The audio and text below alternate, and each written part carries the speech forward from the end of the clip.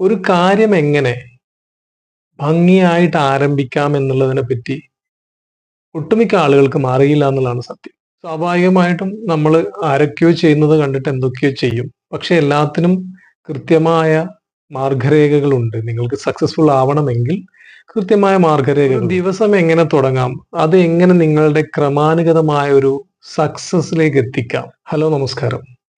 നമ്മളെല്ലാ ആളുകളും ജീവിതത്തിൽ വിജയിക്കണം എന്ന് ആഗ്രഹിക്കുന്നുണ്ട്.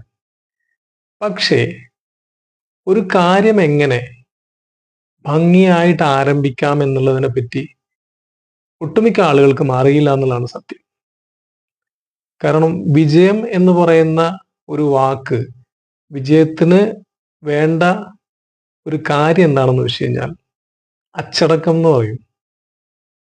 പക്ഷെ നമ്മളെ സംബന്ധിച്ചിടത്തോളം നമുക്ക് എങ്ങനെയാണ് കാര്യങ്ങൾ ആരംഭിക്കുക, എന്താണ് ഈ സക്സസ്ഫുൾ ആയിട്ടുള്ള ലൈഫിനെ ചവിട്ടുപടി, ഇതൊന്നും നമുക്കറിയില്ല. അപ്പോൾ സ്വാഭാവികമായിട്ടും നമ്മൾ ആരൊക്കെയോ ചെയ്യുന്നത് കണ്ടിട്ട് എന്തൊക്കെയോ ചെയ്യും. പക്ഷെ എല്ലാത്തിനും കൃത്യമായ മാർഗരേഖകളുണ്ട്. നിങ്ങൾക്ക് സക്സസ്ഫുൾ ആവണമെങ്കിൽ കൃത്യമായ മാർഗരേഖകളുണ്ട്.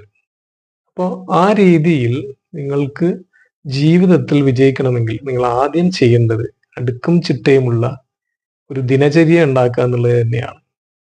അപ്പോൾ അടുക്കും ചിട്ടയുള്ള ദിനചര്യ എന്ന് പറയുമ്പോൾ സ്വാഭാവികമായിട്ടും നമ്മളൊരു ദിവസം തുടങ്ങുന്നത് മുതൽ നമ്മളുടെ ജീവിതത്തിൽ നമ്മൾ എന്താകണമോ അതിനുള്ള രീതിയിലായിരിക്കണം നമ്മളൊരു ദിവസം തുടങ്ങുന്നത്. സോ ഒരു ദിവസം എങ്ങനെ തുടങ്ങാം, അത് എങ്ങനെ നിങ്ങളുടെ ക്രമാനുഗതമായ ഒരു സക്സസിലേക്ക് എത്തിക്കാം എന്നുള്ളതിനെ പറ്റി ഒരു ചെറിയ വീഡിയോ മല്ലോ മോണസ്ട്രി എന്ന എൻ്റെ ചാനലിൽ ചെയ്തിട്ടുണ്ട്. അത് കാണുക, അത് നിങ്ങൾ ഫോളോ ചെയ്യുക. ഫോളോ ചെയ്ത് കഴിയുമ്പോൾ 100% ഉറപ്പാണ് നിങ്ങളിൽ നിന്നും സ്ട്രെസ്, പലതരത്തിലുള്ള മാനസിക സമ്മർദ്ദങ്ങളാണ് ഇന്ന് എല്ലാ ആൾക്കാർക്കും. അതൊക്കെ മാറ്റാൻ പറ്റുന്ന ഒരു കിഡ്ലൻ ഐഡിയ ആണ് ഞാൻ അവിടെ കൊടുത്തിട്ടുള്ളത്. കുറേ വർഷങ്ങളായിട്ട് ഞാൻ ഫോളോ ചെയ്യുന്ന ഒരു ഐഡിയ ആണ്. തീർച്ചയായിട്ടും യൂസ്ഫുൾ ആയിരിക്കും.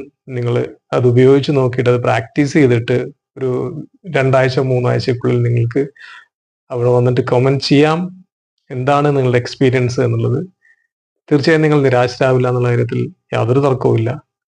അപ്പോൾ വീണ്ടും സന്ധിക്കും വരെ വണക്കം.